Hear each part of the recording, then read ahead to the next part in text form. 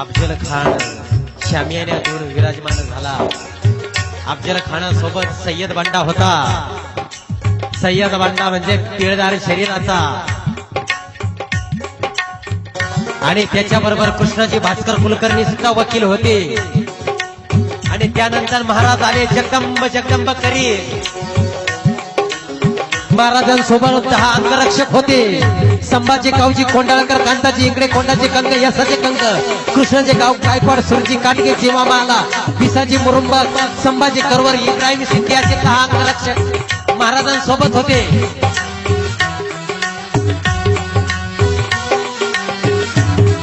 आणि महाराज थबकले पाठीमाग।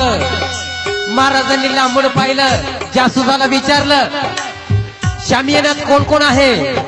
जासूसानं सांगितलं अफजल खान, कृष्णाजी भास्कर आणि सय्यद बंडा।